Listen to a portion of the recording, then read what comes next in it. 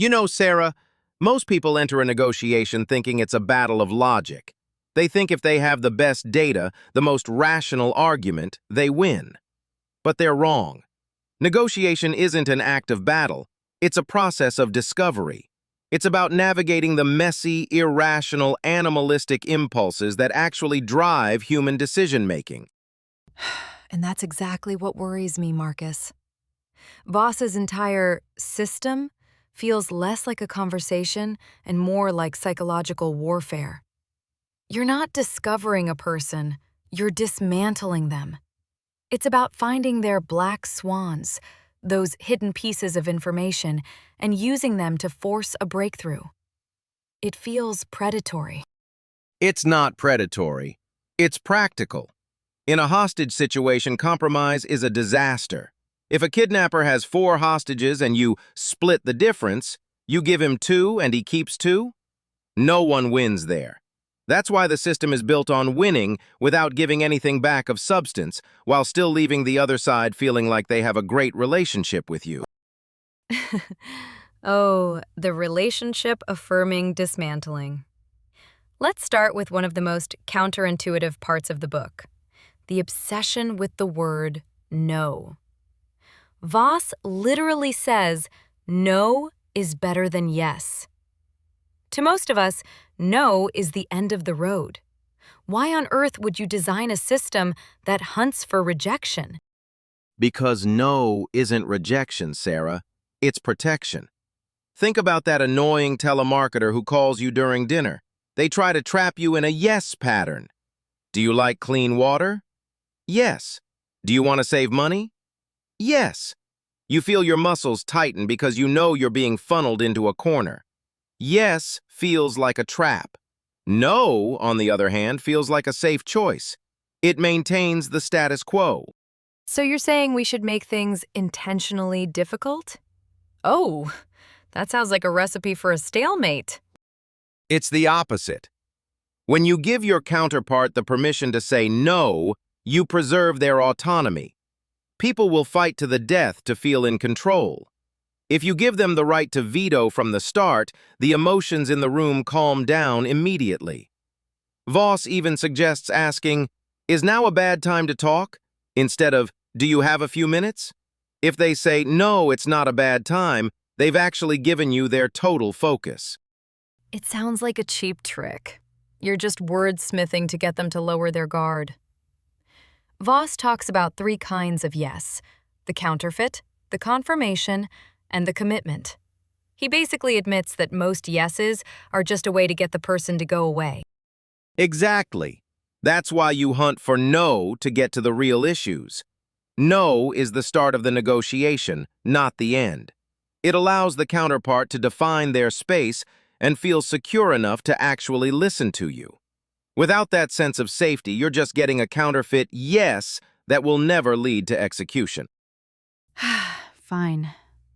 So we start by making them feel safe, by letting them say no.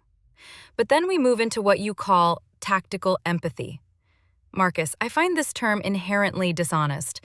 Empathy is supposed to be about genuine human connection, not a tactical tool used to disarm, redirect, and dismantle a counterpart.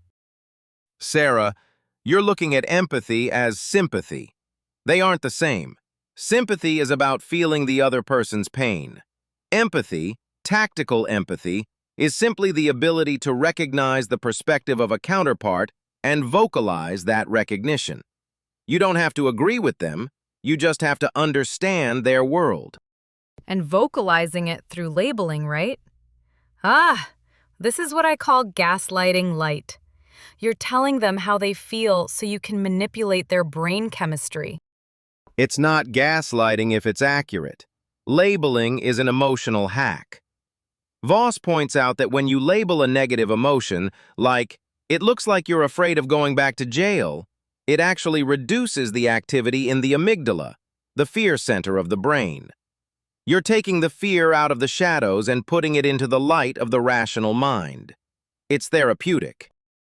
It's therapeutic with a gun to your head. Voss uses the example of the Harlem standoff where he spoke to fugitives through a door for 6 hours. He just kept saying, "It looks like you don't want to come out. It seems like you worry we'll come in with guns blazing." He wasn't connecting with them.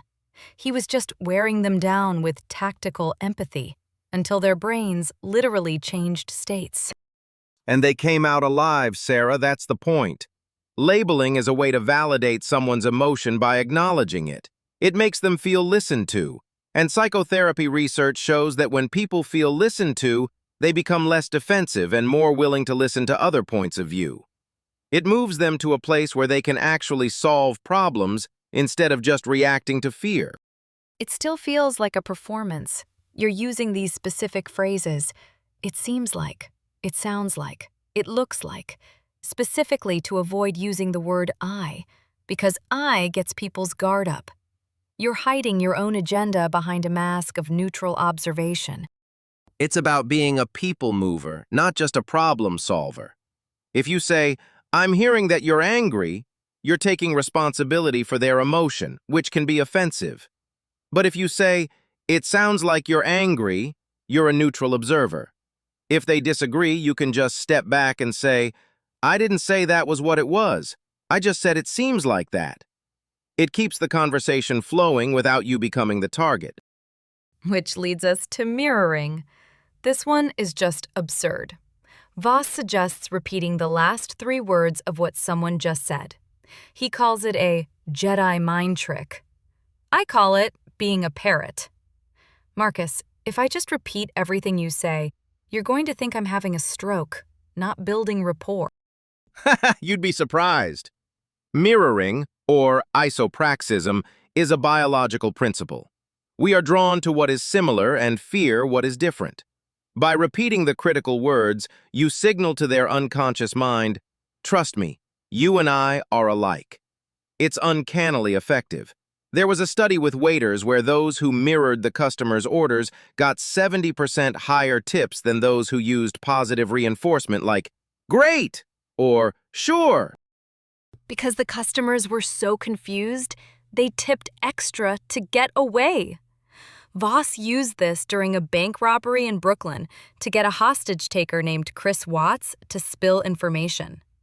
Watts said, "You guys chased my driver away." And Voss just mirrored, "We chased your driver away?" And Watts just started vomiting information. It feels like you're exploiting a glitch in human software. It's not a glitch. It's how we're wired for connection. The mirror works because it encourages the other side to elaborate without you having to ask a pushy question. If you ask, "What do you mean by that?" you risk sounding confrontational or lazy. But a mirror says, "Please, help me understand." And the other person will almost always reword what they said and give you more clarity. It buys you time to regroup while the other side does the work of explaining. And then we get to the F word. Fairness. Voss treats this word like a nuclear bomb. He says it's the most powerful word in negotiations because people will literally blow up a deal or their own lives if they feel they are being treated unfairly. He even mentions how Iran sacrificed billions in oil revenue just to defend the fairness of their nuclear program. Because fair is an emotional trigger, not a rational one. In the ultimatum game experiment, people will reject free money if they feel the split is unfair. They'd rather get $0 than let the other person get away with an unfair offer. Voss warns that people use fair in 3 ways, and 2 of them are manipulative. Right, the "we just want what's fair" gambit. It's a defensive move that makes the other side feel guilty and defensive. My problem is that Voss suggests we should use it too. He tells his students to say, "I want you to feel like you are being treated fairly at all times. So please stop me if you feel I'm being unfair." It sounds like he's just poisoning the well with fairness so he can look like the honest dealer, while he's actually using all these other tactics to bend their reality. It's about setting a reputation. If you establish from the beginning that you value fairness, you give your counterpart a sense of safety. But it also gives you a way to push back. If they use the fair jab on you, you can mirror it. Fair? Then label it. It seems like you're ready to provide the evidence that supports that. You're taking the sting out of their accusation and forcing them to be rational. But Marcus, look at how he bends reality with numbers. He suggests using odd numbers because they feel like the result of thoughtful calculation. Instead of asking for $38,000, ask for $37,893. He literally calls it Jedi mind tricks again. It's about creating an illusion of precision to trick someone into thinking you're at your absolute limit. It works because of anchor and adjustment. We tend to make adjustments from the first number we hear. If I give you a very specific, non-round number, your brain assumes I've done a lot of work to get there, and you're less likely to try to negotiate me off it. It's about managing expectations. It's about manipulating expectations. And that brings us to the calibrated questions, the crown jewel of the system. How am I supposed to do that?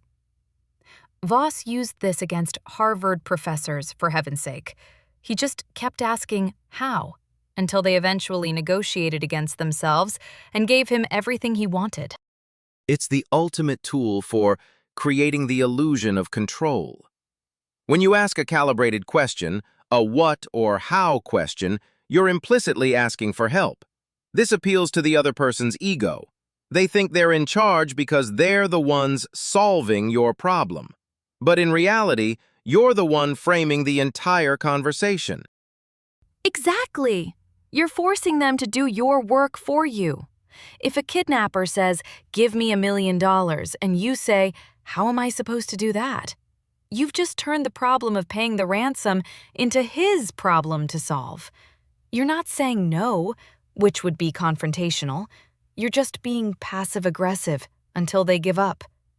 Voss literally calls his approach passive-aggressive. It's forced empathy. It forces the other side to look at your situation and contemplate your obstacles. In the case of the American kidnapped in Ecuador, his wife Julie used how questions to drive the ransom down from $5 million to $16,500. She just kept asking, "How can we raise that much?" It stalled for time, it wore them down, and it eventually allowed her husband to escape because the guards got tired of the negotiation. It's efficient, I'll give you that. But Marcus, look at the rule of 3. You get them to agree to the same thing 3 times in one conversation to make sure they aren't lying.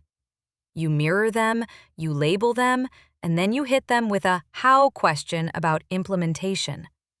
It feels like an interrogation, not a partnership. Success isn't the agreement. Success is the execution. Yes is nothing without how. How many times have you had someone say yes to you just to get you to leave, and then they never follow through? That's a counterfeit yes. The rule of 3 uncovers those falsehoods before you walk away from the table. It's about guaranteeing that the deal actually happens. And the Pinocchio effect? Voss says liars use more words and more third-person pronouns to distance themselves from the lie. He's basically saying, don't listen to the message. Analyze the syntax. It's so clinical. It's about reading the subsurface signals. Truly effective negotiators are conscious of the verbal, paraverbal, and nonverbal communications that most people ignore. They look for the 7-38-55% rule, where only 7% of a message is the words, 38% is tone, and 55% is body language. If the words say yes, but the tone is hesitant, you label it.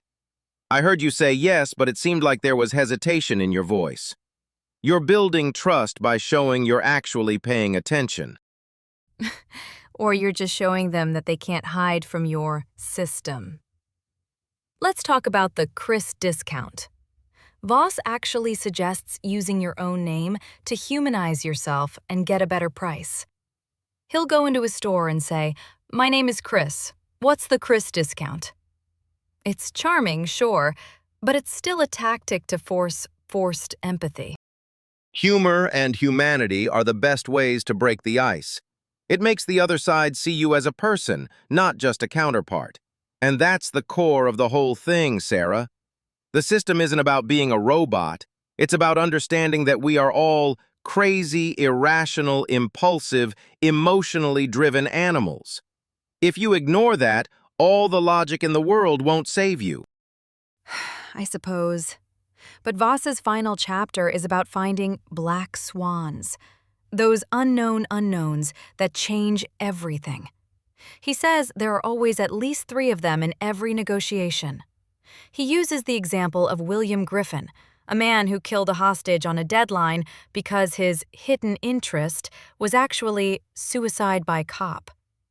The negotiators were so stuck in their known knowns that hostage takers want money and an escape route that they couldn't see the reality in front of them. And that's the most important lesson. You have to let go of your assumptions and stay in a mindset of discovery. You have to know their religion, whether it's literal religion or just their personal worldview, and use that to inform your moves. With the tractor protester Dwight Watson, they used his Christian faith and his military background to give him an honorable way to surrender on the dawn of the 3rd day. They didn't argue him out, they listened him out. By interrogating his world until they found a lever. It's effective, Marcus. I can't deny it. But when you treat every interaction, from a car price to your son's bedtime, as a high-stakes negotiation where you have to win without giving anything back, what happens to the soul of the relationship? Voss would say that conflict is the heart of collaboration. It's what makes conflict meaningful and productive. If you avoid conflict out of fear, you grow bitter and apart. But if you navigate it with empathy, tactical empathy, you can get what you want while still treating the other person with dignity and respect. Dignity and respect through labels and mirrors.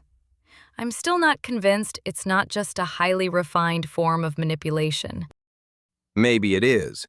But as Voss says, life is negotiation. You don't have to like it, you just have to understand that's how the world works. You get what you ask for. You just have to ask correctly. Well, Marcus, it seems like you've mastered the late-night FM DJ voice of persuasion. It sounds like you're ready to wrap this up. That's right, Marcus. That's right. Thank you for listening to this discussion on the System Read podcast. If you enjoyed this episode, please hit the like button and subscribe to ensure you don't miss our upcoming deep dives.